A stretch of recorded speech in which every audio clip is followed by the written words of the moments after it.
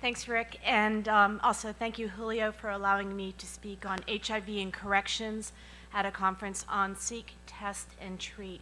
I think, though, it's time for a different paradigm, so instead of Seek, Test, and Treat, we're going to talk about hide, hesitate, and isolate, which is the paradigm for corrections, and I'll explain once I give some background on the U.S. criminal justice system. We have prisons in the United States for people who are serving felony sentences, and on a given day, there are twice as many people behind the bars of a prison as behind the bars of a jail, which are short-term facilities for those who are awaiting trial or serving very short sentences.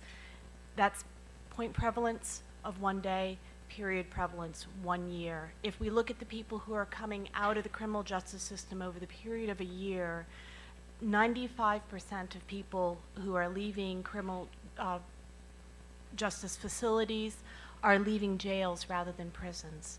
So there are 10 million Americans who will leave a facility this year.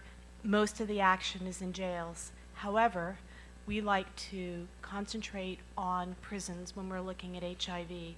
1 out of 6 persons with HIV in this country, that country down south, the United States, will go through a correctional facility in a given year. And I would assume probably the ratio is probably pretty similar in a country like Canada.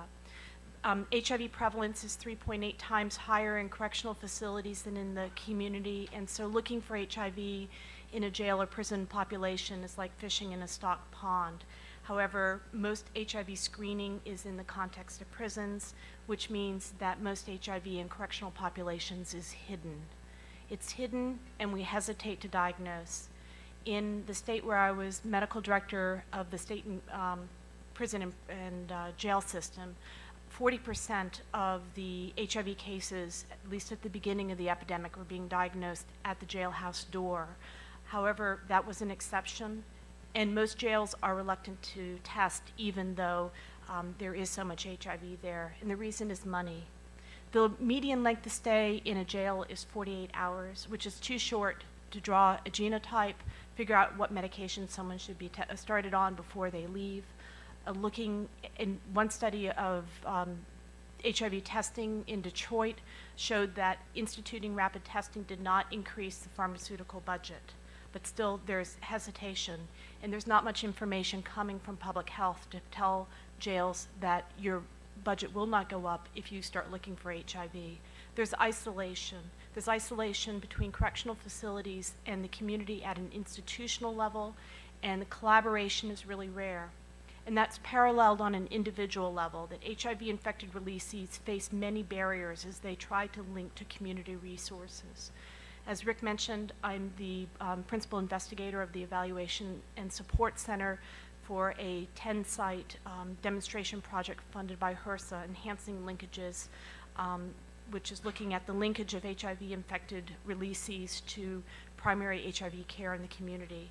And one of the main findings is that good communication is key. And the other message is that how we frame what we want to say is important. And let me give an example. This is a paper that was published in JAMA on accessing antiretroviral therapy following release from prison, and one of the authors, Jody Rich, is in the audience here. There are 2 main messages that came from this paper. One is that if releasees had assistance in filling out their ADAP paperwork, they were significantly more likely to link. The other message is only a small percentage of Texas inmates were able to access ART upon release.